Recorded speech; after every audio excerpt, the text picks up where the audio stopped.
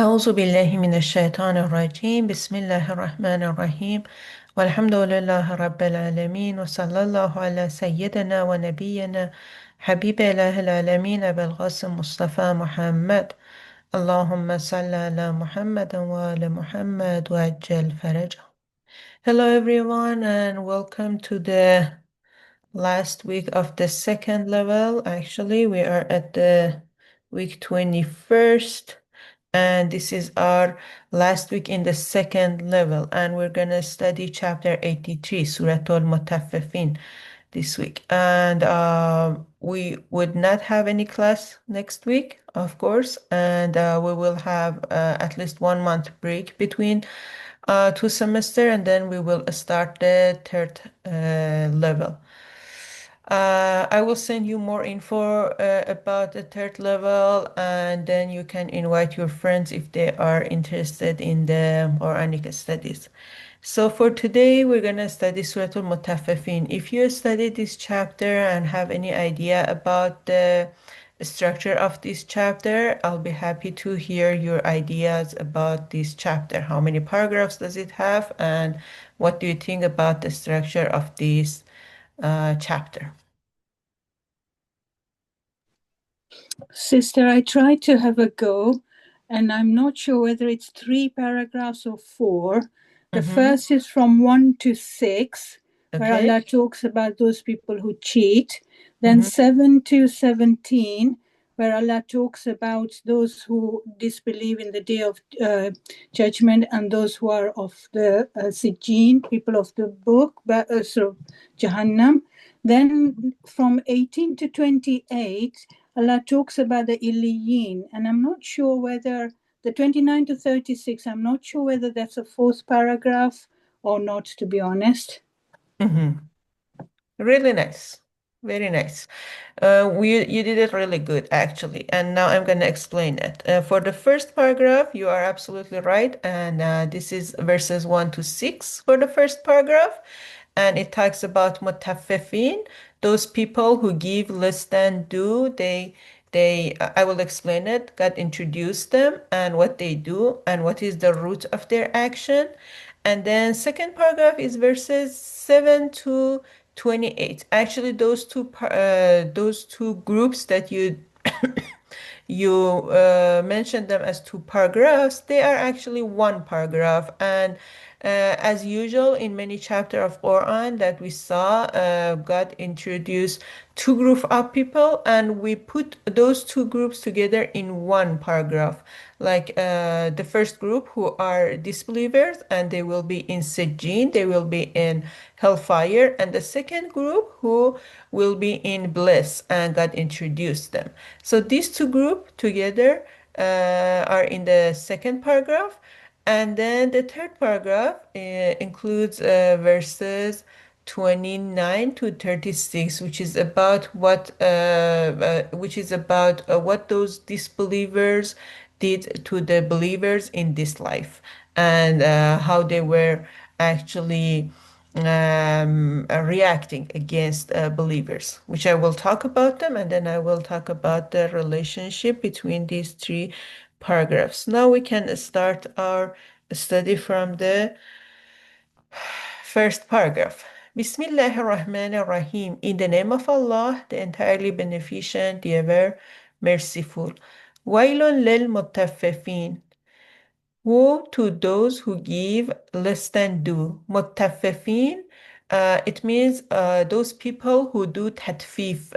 These are people who do tatfif. What is tatfif? Tatfif means when they give less than do. They do not fulfill actually the rights of the other people. If they want to sell something, they sell less than what they have to do, and this stuff. This is just one example for the selling, but it's not only about selling and trading and about this stuff. I will talk about it more. So briefly, in this verse, God is saying, woe to those who give less than do. And then at the second and third paragraph, God introduced them more to tell us who are these people. So who are these people? الذين إذا اكتالوا على الناس يستوفون. Who, when they take a measure from people, take in full. So, for example, if they want to buy something, if I want to sell something to them, and if they want to buy it from me, and if they want to measure it, they do the measure very accurate and they take in full. So it means they are very accurate when they want to buy something and they take and they care about their own benefits. So who, when they take a measure from people, take in full. وَإِذَا كَالُوهُمْ أَوْ وَزَنُوهُمْ يُخْسِرُونَ. But if they give by measure or by weight, to them they give less. So if they want to sell something to people, now they have to measure it or they have to weigh it. They give less than they have to do. They give less than do. Again, if they want to sell something to me, for example, instead of 100 gram, they do 90 gram. They reduce it a little. That a little is important for them. Let me check Google Meet. What is going on here?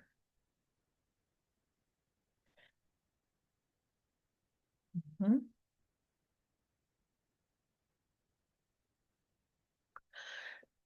So that is how they deal with people. And it's not only about selling items, it's about everything, every rights that if they want to do something for people, they do less than what they should do. And if they want people do something for them, they want it to be accurate, they want to be full.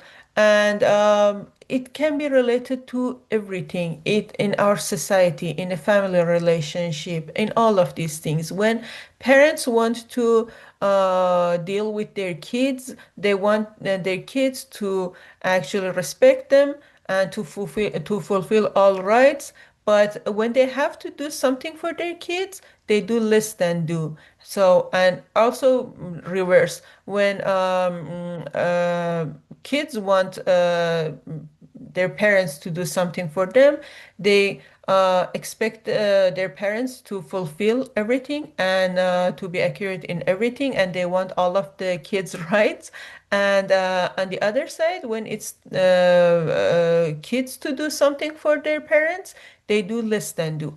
And also in a company, for example, the employer and the employee, they do like this. The employer do less than do, but the employer expect the employee to do everything accurate and to fulfill everything. So this tatfif is not only about selling and buying item. This is an example when God mentioned that if they give by measure or by weight, but it can be related to all rights. The microphone in Google Meet is on. Would you please mute the microphone? Thank you. So about everything, about all rights. Whenever we want to do something for people, we have to be accurate. We have to take care of it. It shouldn't be the reverse. If I want to do something for people, I have to take care of what is my responsibility, and I have to do it in full. But and when it's their turn to do something for me, I shouldn't ask more than what it's my right. So this kind of a sickness, which we witness that it's among people, tatfif, which simply can say cheating, um, is still among our society, and it's not only about the some story 1400 years ago. It's still among people, and it's a very bad sickness, and it can happen in families, in companies, in societies, and in any relationship. And we have to be very careful about this kind of stuff. We have to be very we have to be very careful about what is my responsibility, and I have to fulfill it. So this is a sickness that God introduced it now for us. And then at the rest of it, God is telling us about the reason of this sickness, why people do this kind of a thing. ألا يظن أولئك أنهم مبعوثون. Do they not think that they will be resurrected? So the point is, this is apparently a question, and God is asking that those people who do this kind of stuff and they do cheating and they give less than do, it seems that they do not believe in the day of resurrection. This is apparently a question, but it's not a question. This is actually telling us the reason. This is telling us the root of that sickness. And when God is mentioning the root of a sickness, the reason of a sickness, that is that root and that reason by itself is actually the treatment also, because you find out when you find out what is the reason of a sickness, then you can easily heal that sickness. And so verse 4 is the root or the reason of this kind of a attitude, and by itself is treatment also. So do they not think that they will be resurrected? So if we want to do not cheating, if we want to do not be among mutaffifin, those people who give less than do, we have to keep thinking about the resurrection. ليوم azim, what is resurrection?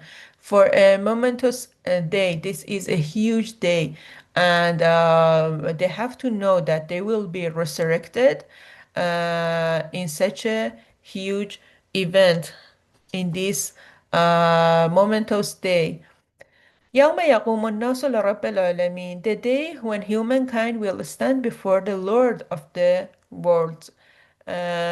So these three verses together, verses 4, 5, and 6, these are mentioning the root of this sickness, which was mentioned at the first verse, and by itself is the treatment. It's telling us that if people want to be away from this kind of attitude, and if they want to be away from cheating, they have to keep thinking about a day that they will be resurrected and they will stand before the Lord of the worlds.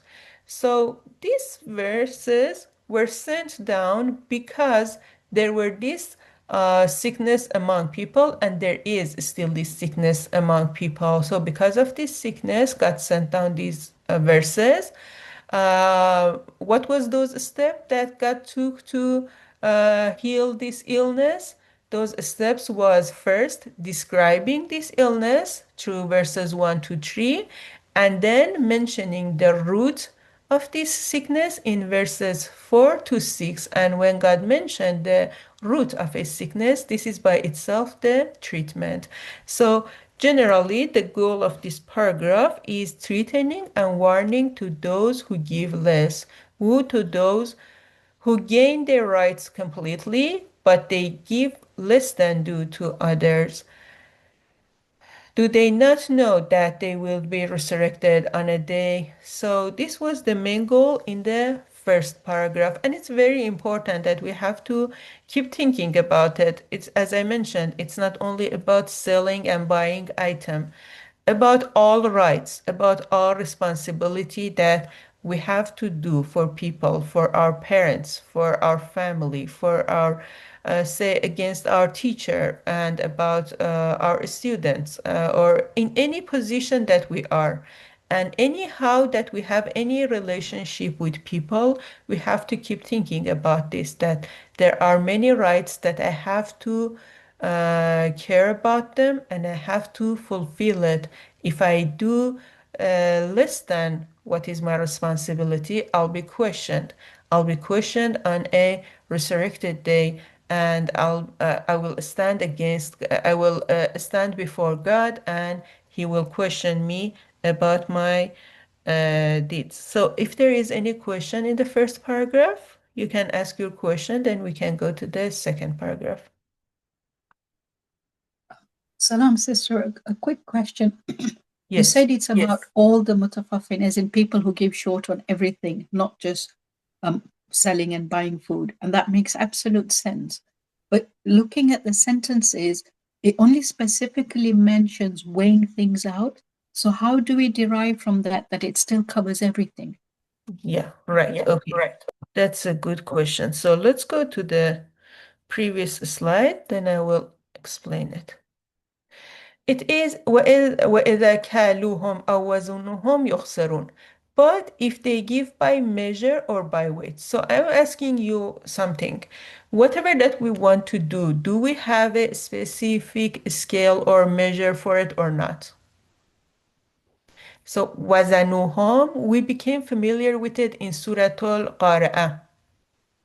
It means any scale or any measure that you want to measure something with it. It can be weight, it can be something physical, it can be my actions, it can be my talks, even. It can be anything. Anything has a specific measure or a specific scale, which we talk about it in Surah Al-Qari'ah. And in Surah Al-Qari'ah, God talked about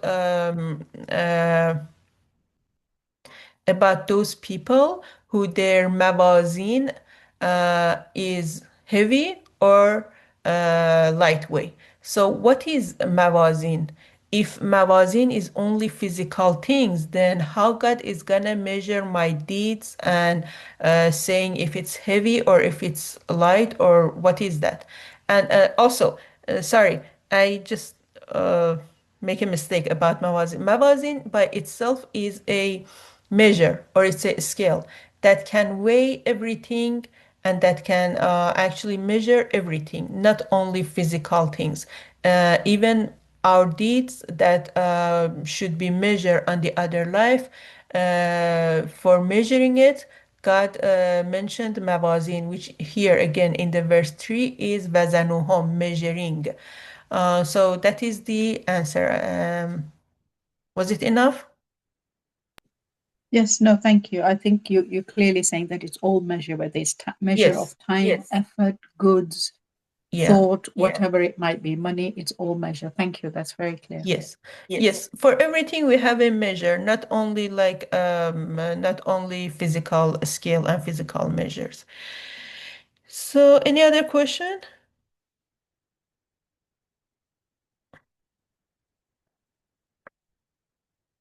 And in the second paragraph, we will see two groups in the second paragraph. The reason that we put them as another paragraph is because it's talking about another life. It's describing the situation of two major groups on the other life. It's not anymore about what they are doing in this life, how they how they deal with people. It's not about this anymore. God talked about that sickness in the first paragraph, described their sickness and provided the treatment. And now in this paragraph, God is talking about their situation on the other life. Again, very similar to the other chapter in two major groups. In the first group, which we can see them from the verses 7 to 17, the first group, they are in the hellfire and they have a horrible destination. God is describing that one, which is kind of a warning. And we know that this kind of a warning and threatening is for healing and illness. We became familiar with that illness in the first paragraph. Now God is describing their horrible destination on the other life to help them to be away from that kind of a sickness, to make them aware from the result of their deeds. So this is the first group. The second group are in the verses 18 to 28, and they will be in bliss, and God is describing their situation. And it's kind of again helping the first group to be away from that kind of a bad attitude and to give them hope that if you be away from that kind of a illness, you can have such a nice destination and you will be in bliss, you will be in heaven. So this is the a general structure of the second paragraph. Now we can study the second paragraph. كلا إن كتاب الفجار لفي سجين. Definitely not. Indeed, the destiny of the wicked is surely in Sijin. So the wicked, Fujjar, they are those people who keep doing sin. They are sinners and they broke laws and they didn't care about the laws that God provided. So they are against God's law and they are sinner, they are wicked, and they will be surely in Sijin. What is Sijin? Sijin is from Sijin. Sijin by itself means prison. So when it is intensified, Sijin is the intensified form of Sijin. It means an intensified prison. What is the intensified prison? We may think that it's a small place, it's a small prison, or it's a terrible, actually, room, or like with terrible punishment. These are correct, but the main definition of the sejin, because as a intensified form of a sejin, means this is temporarily place. This is permanent place. This is a permanent prison. This is forever. This is like endless prison. So an endless prison is sijin. Sijin by itself is prison. Sijin, when it's intensified, it means there is no end for it. This is endless prison. And God is saying that their destiny will be in. Kitab, I translated into destiny. Why? We usually say that kitab is record or stuff like this. But the point is, kitab here in this verse means their destiny. It means something that is written for them. Does it mean that God written their destination for sure and it's like they didn't have any choice in this life? And so their destination is in the prison and they will ended up there. It doesn't matter what is their choice. No, it means because of their deeds, whatever that they choose, God had a plan for each of us, for each of those deeds. And the destination of this kind of attitude, the destination of the tatfif or cheating is prison, is this endless prison. So that's why we say kitab is destiny. Kitab is something that is written for them. There are many law that God wrote them and God issued all of those law. And one of those law is this: if you do cheating, if you give less than due, and then they will ended up in this position. This is the destination. This is something that is written for this kind of people, for these wicked people. So what is Sejin? Then God is describing Sejin here. وَمَا أَدْرَاكَ مَا سِجِّينٌ. And what can make you know what Sejin is? We are familiar with this kind of verse. When God is asking this kind of a question, it doesn't mean that He is waiting for us to answer. It means this is a specific place and you have no understanding of it until I introduce it for you. Kitabun marqum, it is a clearly inscribed destiny. So again, I translated kitab into destiny. It means this is their destination, and God has written law for it. And because of that, when they follow this path, their destination will be in Sejin. And then God didn't say anything else about Sejin. He didn't describe it. Why? Because this is not describable. It's a horrible place with many punishment and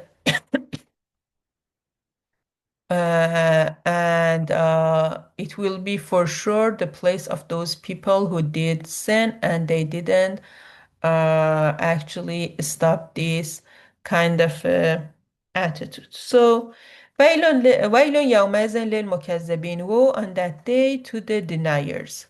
So now, instead of wicked people, we can see that God described them as mukadzib, which means denying. So this is kind of telling us what was the reason that they became wicked and they did sin. The reason was because they were denier. Denying what? الذين يكذبون بيوم الدين, who deny the judgment day. Because being a denier by itself is not actually is not enough description.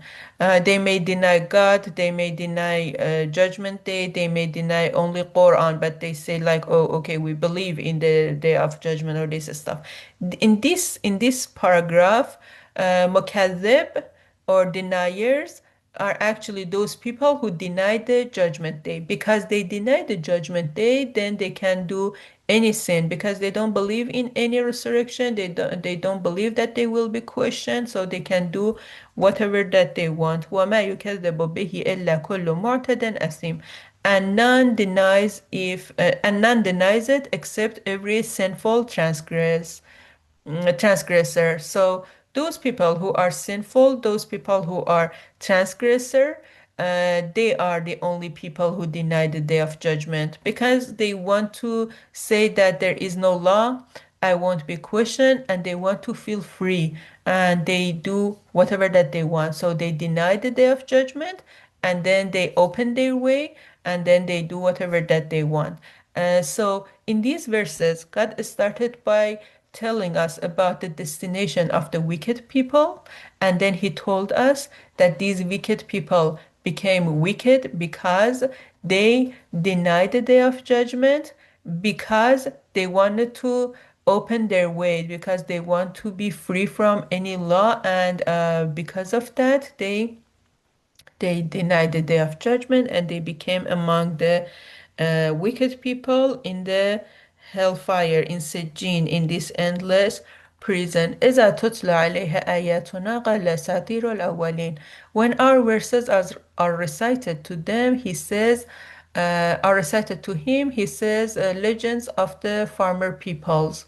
So the reason that they became sinful, now it's mentioned here in the verse 13. So it's kind of a step by step. So it's a sickness that God take us step by step going back to find out what was the main reason. The main reason is here. When God's verses are recited to this kind of a people, they say that this is legends of the former peoples. For example, about Quran, they would say that um, this is not actually say applicable these days anymore. We are civilized, we have a modern life, and this kind of a story, these chapters of Quran, these are just legends. And they don't say that these are not like nice words. They say like these have really nice literatures, and yes, they are legends, but they are from former people. They are not from God, and we don't use it. We don't need it anymore. And the point is, this is not something that people in these days say. Even 1400 years ago, they said this kind of a stuff, that this is not related to our life. We are thoughtful people, and we have our life. We can think about anything. We can make our decision. And these chapters of Quran, these are just legends. These are legends from the farmer peoples. And because of that, because of this way that they deal with the God verses, they became sinners because they wanted to they wanted to be free from any laws. So they became sinner, and then they denied the day of judgment, and they became among wicked. كلا بل ران على غروب كلا بل ران على قلوبهم ما كانوا يكسبون. Definitely not. Rather, their hearts have been stained by what they used to commit. So, is it a legend of the farmer people? Kalla, definitely not, which we are familiar with it. Kalla is rejecting whatever that is before that. So is Quran a legend? No. Kalla, definitely not. Bal is actually replacing, is actually telling us deeper root, a deeper root or a deeper reason for what they said in the previous verses. Kalla bal, definitely not. It's not a legend, but, or rather, their hearts have been stained because their heart is sick because of all of those sin that they did before that, and they didn't keep cleaning their soul or their heart. Now their heart have been stained by what they used to commit. We became familiar with this in Surah Al-Shams, when God said that if you want your heart to show you the truth, you have to keep cleaning it. Heart is something like a mirror that can tell us about the get can tell us and give us a correct picture. But when our heart is sick, when our soul is sick, it means we did sin and we didn't clean it, and there are dusts of sin layer by layer on our heart. And in this situation, this heart, which is similar to a mirror, then it cannot show us the truth anymore. And in this situation, they can anything, for example, they can stand against Quran and say that this is just a legend. So I hope that is clear enough. Now there are several steps that God took step by step to tell us a root, a deep root about what they are doing. It started from their destination in an endless prison in Sejin, and then told us they became wicked because they were deniers. What did they deny? The judgment day. Why did deny the judgment day? Because they were sinful. They were transgressor. So, what was the reason that they became sinful? Because they ignored God's verses and said that Quran is legend. They didn't listen to God's verses. What was the reason that they didn't listen to God's verses? Because they didn't keep cleaning their soul and their heart were stained because of whatever that they did before that. All of these steps are very important. So if we don't want to go to Sejjin, we have to start from verse 14 and go back. I have to keep cleaning my soul. I have to keep cleaning my heart, very similar to a mirror to show me the truth. When my heart is not sick, when it is clean, then I will listen to the God's verses, and I would not say that these are legends. Then I wouldn't be sinful. Then I wouldn't deny the judgment day. Then I wouldn't be among wicked people in the hellfire. So these steps are very important. So كلا إنهم عن ربهم يومئذ لمحجوبون. Definitely not. Definitely not related to what? Again, related to verse 13, that they said this Quran is legend, or God verses are legends. God is saying definitely not. Those are not legend. إنهم عن ربهم يومئذ لمحجوبون. This is kind of their punishment, a horrible punishment. What is that punishment? On that day, they will be barred from seeing their Lord. This is a very painful punishment.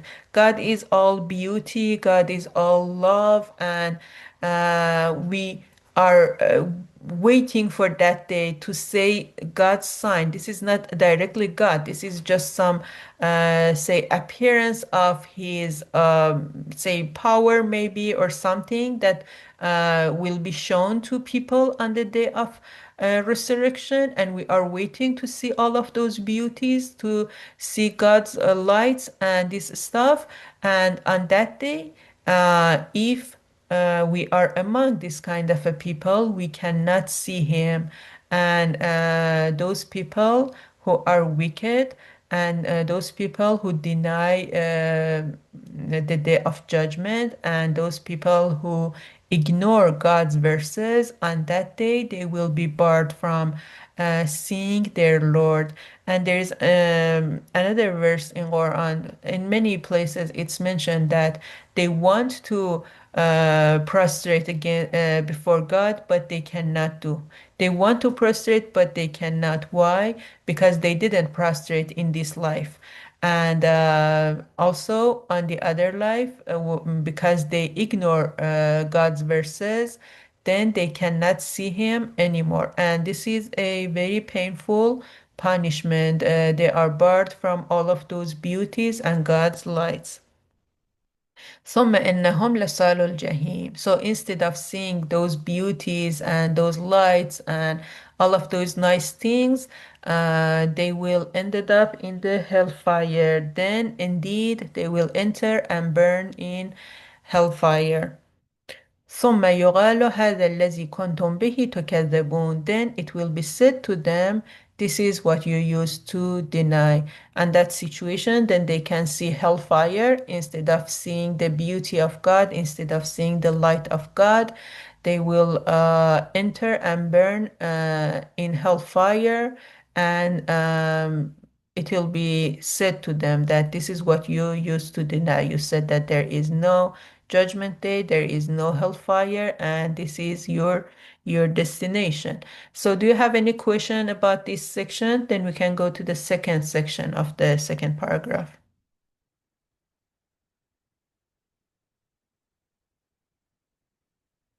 Okay. Those steps were clear.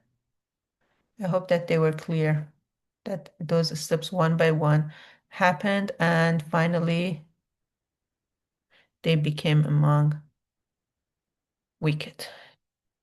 كلا إن كتاب الأبرار لفي عليين. Definitely not. Indeed, the destiny of the righteous is surely in Aliyin. Again, kitab here means destiny. It means the something is written. This is a written law that if they did not follow that path, if they followed the path of God, if they serve their life in the path of God, then there is a right hand destination for them. That what is that destination? This is Eliyin. Eliyin means something very high. This is high place. It's a nice place, which is heaven. وما أدراك ما عليون. And what can make you know what Aliyun is? What is that high place? You don't know what is that high place until I tell you what is that. Kitabum marqum, again, the same verse that God used for the other group. It is a clearly inscribed destiny. God wanted to say that this destiny and these two destinations were written. These are God's written law, and no one can change it. If some people choose the other path, that is their destination. If some people choose this path, that is their destination. This is written. This is a very clearly inscribed destiny. يشهده المقربون, which is witnessed by those who are nearest to God. مقربون are actually those people who are specific servants of God, and we know them even as the slave of God.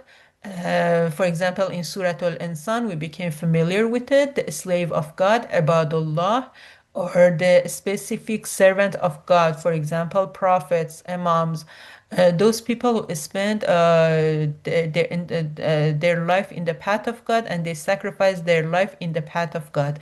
They are in a specific place in the heaven, which is higher than Eliyun. So Eliyun by itself is that high heaven, but that high heaven, that high place, is actually witnessed by a specific group of servants who are the nearest to God, and they are in a higher level than them, and they are witnessed over them.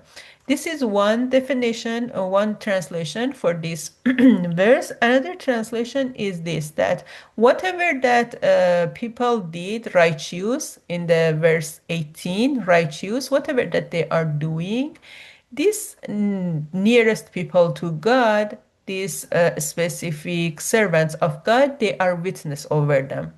And they can see that they are following these servants of God and they are witness over them. So in the heaven, they will be near to these specific servants of God, but in a lower level, very similar to this world. As long as we are following them, we are following the servants of God, we can be among righteous. And as many as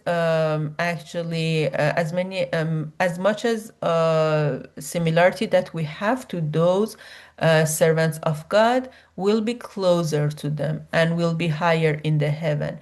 It's actually reflecting whatever that we are in this world. In this world we are following those servants and we are lower than them.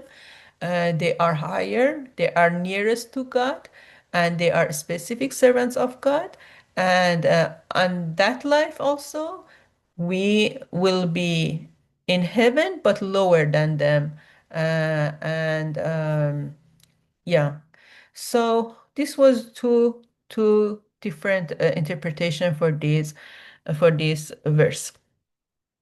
إن الأبرار لفي نعيم. So again about those righteous. Those righteous, indeed, the righteous will be in bliss. They will be in bliss as long as they are following the servants of God. They will be in bliss in the heaven. And if they are more and more similar to these servants of God, then in heaven also they will be closer and closer to the servants of God who are in a specific heaven. Generally, in heaven there is two major group: the group of the specific servants of God or slaves of God, and the heaven of the righteous. There is again several levels among each of them, but these are two major group. One of them for those specific servants of God, nearest to God, and one for righteous. But again, among each group there are several levels. And if these righteous are trying to be more and more similar to those servants of God, in the heaven they will be closer and closer to the servants of God. على الأرائك ينظرون. So the righteous will be in bliss on adorned couches observing.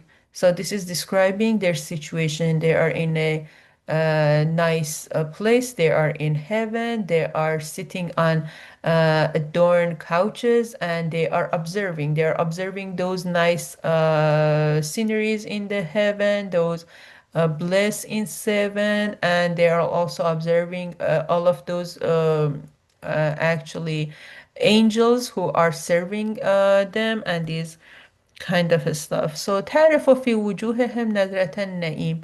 You will recognize in their faces the radiance of bliss. So in their face there are radiance of bliss, and you can recognize it. It means you can see that their face is cheerful, they are happy, they are radiance. يسقون من رحيق مختوم. They will be served to drink pure wine from a sealed container. So it's a pure wine. Rahiq is a pure wine, not the wine similar to the wine that is in this life that make people drunk and crazy. This is a pure drink. This is a nice drink, and it's in a sealed container. It's makhtum. ختامه misk. Its seal is musk. Misk or mushk in Persian, or in English musk, it's a specific perfume that can be extracted from deer, and it's very, very, very expensive. Like in this perfume that you can see in markets, there are just a tiny musk in it, and There are many other things in the perfume, but and there is just a tiny, tiny part of the perfumes. It's musk, and it's has a very specific smell, very strong smell, and the seal of this pure wine in the heaven is musk. And it's actually we cannot imagine it at all. It's very weird. Why the seal of why this pure wine is sealed and why the seal is musk? What does it mean? We cannot imagine it, and hopefully we can see it one day. So for this, let the competitors compete. It means it's very valuable. وفي ذلك. So for this, because of this kind of a reward and because of this kind of a bliss in the heaven, let the competitors compete. فليتنافس المتنافسون. For example, those who run, when they run fast, then they breathe really fast. It's like they do like this and they are breathing really fast, and because of running and because of that competition. So God is saying that let them compete, let them run really fast, let them strive, and this is a very valuable reward. And for having this, you have to compete, you have to try really fast to reach to this position. ومزاجه من تسنيم, and its mixture is of tasneem. Tasneem actually is mentioned in the next verse. A spring, أين يشرب بها المقربون, a spring from which those who are nearest to God drink. So for these people who are righteous and they are in a lower level in the heaven, they have a pure wine. That pure wine is sealed. The seal of that pure wine is musk, and there is a tiny drop of tasneem in it. It's mixture of tasneem. Like, for example, there is a essence of tasneem inside this. And what is tasneem? Tasneem by itself is a spring in heaven that from which those who are nearest to God drink. Again, those people who are in the higher level in the heaven, they are the nearest to God. They are those specific servants of God. They will drink directly from the spring of the tasnim. So see, there is only a tiny drop of tasnim. There is a mixture of tasnim in the drink of the righteous who are in the lower level of the heaven. And again, it's reflecting our life in this world. Those righteous in this world, if they are following the servants of God, if they are following those nearest to God, they have just a little deeds similar to them. They are really high. They have like the best deeds, and we are just a little similar to them. And on the other life will be rewarded just a little from the spring that they drink directly from it, and there is just a drop of it in the wine for righteous. I hope that we'll be among them. So this was the second section of the second paragraph. And generally, in these two paragraphs, God introduced two major groups. One of them in the Sejin. Sejin is an endless prison. One of them in the Eliyin. Eliyin is a high heaven, but still lower than that higher specific heaven of the servant of God. So God introduced these two destinations to tell us that actually first to describe these two situations, to threaten and warning those people who deny the day of judgment, and also giving them hope. If they stop their attitude, they'll be rewarded in heaven. Uh, if we want to make the connection between the first and second paragraph, in the first paragraph, we saw that some people do cheating and they give less than due. and whatever that it's their right, they will give it in, they will take it in full. But when they want to pay and when they want to give rights to people, they do less than what they have to. That is by itself a very bad attitude, and God warned them severely. But there are just step by step things. That tatfif or cheating by itself is not still crime. But when they keep doing it, it became crime, and there will be several layers of dust on their heart, and then their heart and their soul became sick, and it cannot show them the truth anymore. And then because of that, they will ignore God's verses, and then after that they deny the day. Then after that they keep doing sin until they deny the day of judgment, and then became among wicked people who ended up in Sijin, which is that endless prison. So that is the relationship between these two paragraphs, that if we do not care about tatfif, those people who do tatfif, which means giving less than due, they are not necessarily disbelievers. They are not necessarily those people who deny the day of judgment. They may be Muslim, and there are many Muslims who do this kind of stuff. Of course, among Muslim society, there are many people who do cheating, and they don't care about people's right, and they give less than due. And they are Muslim. They believe in the day of judgment. They believe in God. They believe in Quran, but they do tatfif. So step by step, this tatfif make them among wicked. And there is a verse in Quran which says خطوات shaitan, Satan's steps.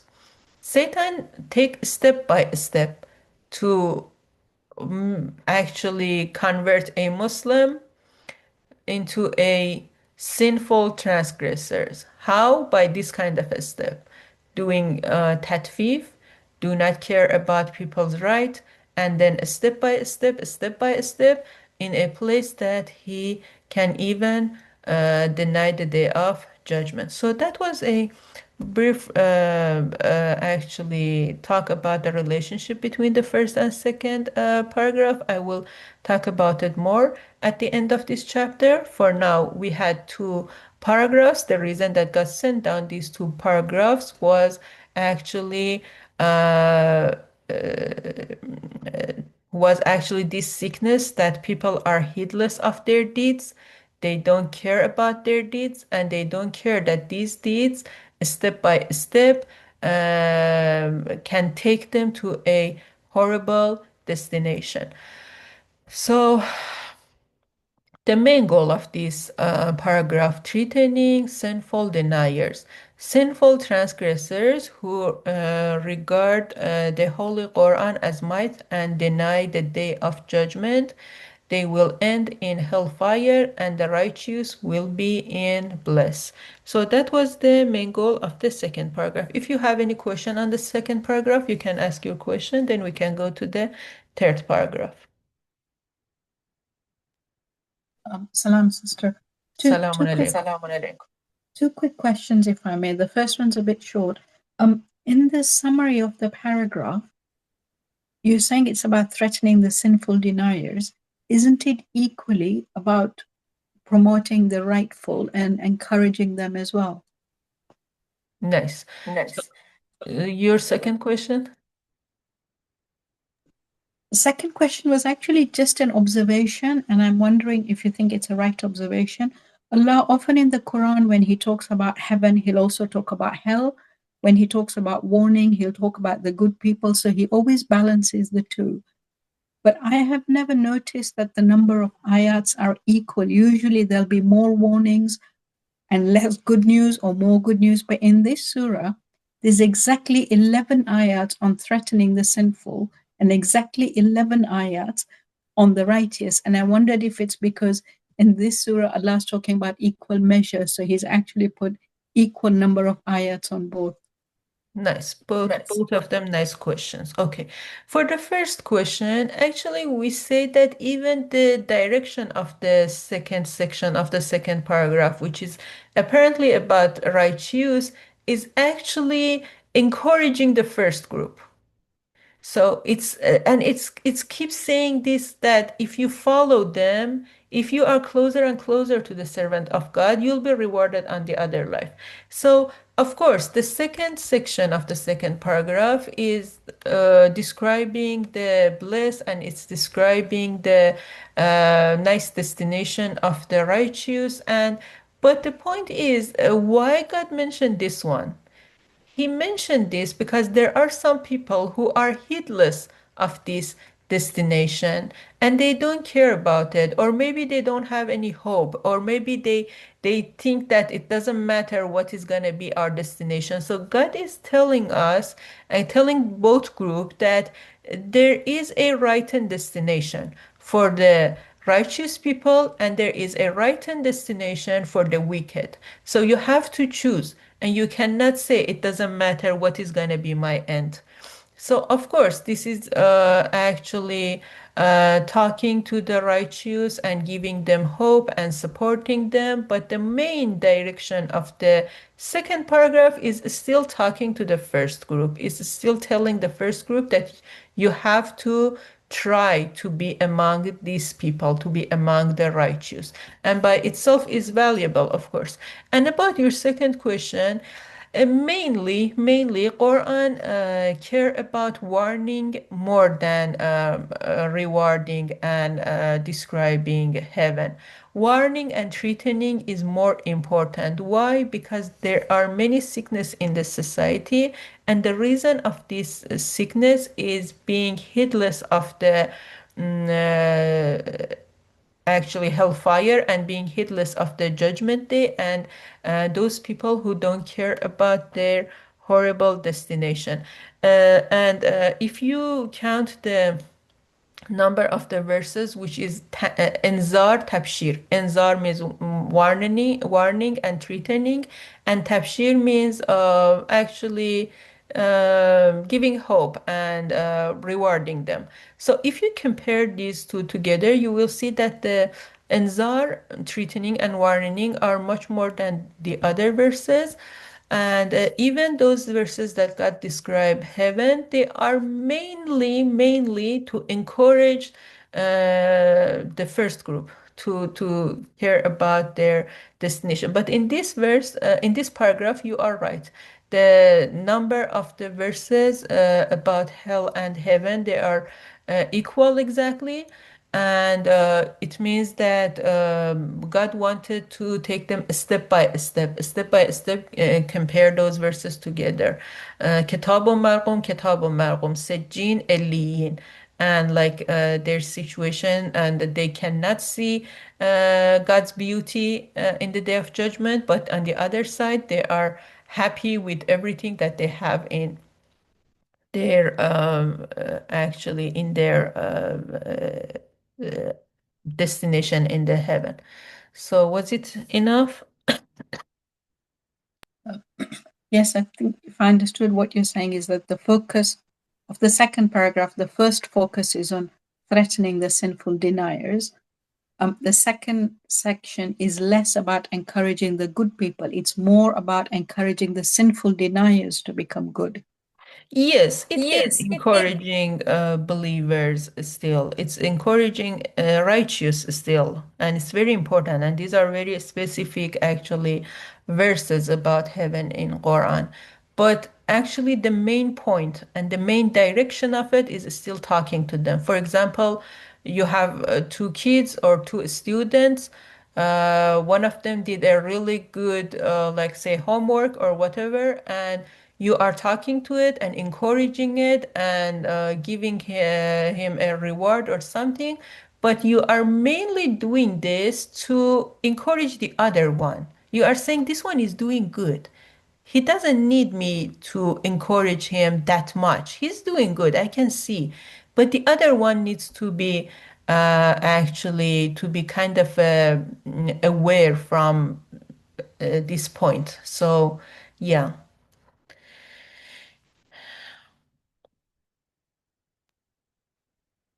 Okay, thank you. That's really helpful.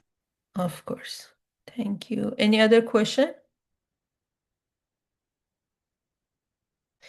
So, in the third paragraph, God started talking about what these criminals or what these wicked did in this life.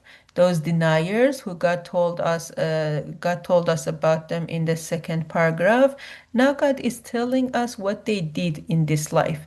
إن الذين أجرموا كانوا من الذين آمنوا يضحكون. Indeed, those who committed crimes used to laugh at those who believed. So in this life, there were again two groups of them. One of them who did crime, now God is using a different word for them. Ajramu. Ajramu means crimes. It's like one more step. It's like in the first paragraph, they were just doing like cheating, but now they are a criminal. They do crime.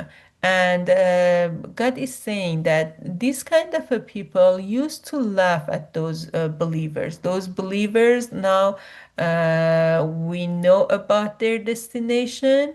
They will be happy in heaven. But the point is, when they were on this earth, when they were in this life, they were bothered by criminals. وَإِذَا مَرُّوا بِهِمْ يَتَغَامَزُونَ. And when they passed by them, they used to wink at each other. So they were kind of making joke about believers and saying that these are stupid people. They care about everything. They believe there is another life. They believe they will be rewarded on the other life and this stuff. So they were making joke about them. If I want to make a connection with the first paragraph, in the first paragraph, we saw those people who do tatfif or cheating or giving less than due. Um, those people, if they wanted to actually keep doing this, the best way to do it having more people similar to them. So they had a kind of a gang. They had a group that they make joke of the believers who were trying to do not do tatfif. They were trying to care about the rights and they were trying to actually fulfill their responsibilities. So this group of criminals, they make joke of them, and whenever that they saw believers, they used to wink at each other and making fun of them. وَإِذَا انقلبوا إِلَى أَهْلِهِمْ انقلبوا فكهين. And when they returned to their people, they returned jesting. They were making fun and making joke about these believers. وَإِذَا رَأَوْهُمْ قَالُوا إِنَّ هَؤُلَاءِ لَضَالُّونَ. And when they saw them, they used to say, indeed, those are truly astray. So they were actually telling each other about believers that believers are astray, they are misled and they are misguided. وَمَا أُرْسِلُوا عَلَيْهِمْ حَافِظِينَ. But they were not sent as guardians over them. It wasn't their responsibility to actually care about believers to say they are misguided, they are misled, or they are astray. فَالْيَوْمَ الَّذِينَ آمَنُوا مِنَ الْكُفَّارِ يَضْحَكُونَ. As they did so, and as they were making joke about believers, and they were saying that these are stupid people, these are idiots, that they are trying to follow God's law, and they believe in the day of judgment and this stuff. So today, those who believed are laughing at the disbelievers. What is today? Today is the day of judgment. فَالْيَوْمَ الَّذِينَ آمَنُوا مِنَ الْكُفَّارِ يَضْحَكُونَ. So today, those who believed are laughing at the disbelievers. عَلَى الْأَرَائِكِ يَنْظُرُونَ. On adorned couches observing. Similar to verse in the second paragraph. So God is saying that in their actually eternal destination, in that situation, when they are divided into two groups, and when they saw the results of their deeds, then the group of believers are laughing at disbelievers. هل ثوب الكفار ما كانوا يفعلون? Have the disbelievers been rewarded this day for what they used to do because they were happy for their deeds? Disbelievers were happy with their deeds, and they thought that we are like the genius people, that we can do cheating and we are this, and they were making laugh at believers, saying that these are idiots. And now believers at the heaven are talking to each other and saying that, have the disbelievers been rewarded now? Are they happy with their deeds? Are they rewarded about whatever that they did in the life for those cheating and this stuff? So, yeah, this is kind of a reflecting, again, their actions in this life. In this life, there were some discussion between them, and they were bothering believers in this life. And on the other life, the reflection of these deeds is this situation that now believers are laughing at them and saying that, are they rewarded or not? So God sent down this paragraph because among society, those people who were doing crimes, and those people who actually we're trying to support each other about these crimes, and specifically related to tatfif, specifically related to cheating. They had a kind of a gang, they had a kind of a group, and they were trying to support each other. How? By making joke about believers. And it's very common. For example, in a school, if a student is doing good about the homeworks and everything, if he is a good student, she is a good student, the other student make joke about him, bother him until stop him to doing good, because they want everyone to be similar to them. They want all students to be like them, do not do their homework and this stuff. And in a company, again, like that, if someone is doing really good, the other will try to stop him by making joke, by being together and standing against that one who is a righteous person.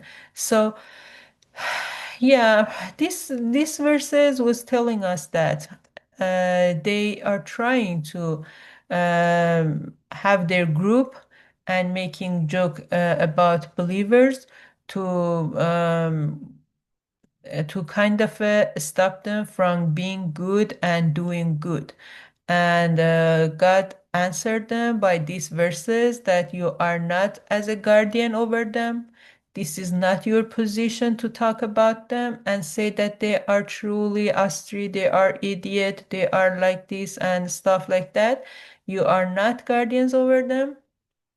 And you have to know that on the other life, believers will laugh at you, and you will see that they are in bliss, and they will talk to each other, and they will making joke of you and saying that, have the disbelievers being rewarded this day for what they used to do. And the main goal of the third paragraph is again warning and threatening sinners who ridicule the faithful and call them misled.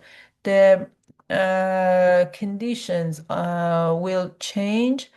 The faithful will laugh at the sinners and will observe their retribution on the day of resurrection. So this was the third paragraph. And if you have any question on the third paragraph, please ask your question. Then we can talk about the relationship between different groups, different paragraphs.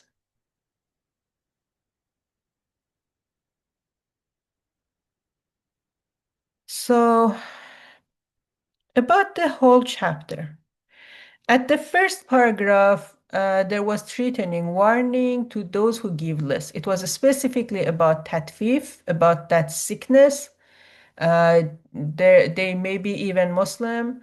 They are believer, they believe in the day of judgment, but they do this and they give less and they have a bad attitude. In the second paragraph, it was threatening sinful deniers because they took those steps step by step. They did more and more, and they became among deniers of the day of judgment. And in the third paragraph, warning and threatening sinners who ridicule the faithful and call them misled. So all of these three paragraphs together can help us to understand the main goal of chapter 83, confronting with tatfif. Tatfif is a sickness. Tatfif means giving less than do, and tatfif means reducing what is the people's rights, and whatever that is our responsibility about people, we do reduce it and we don't care about people's right. That is tatfif.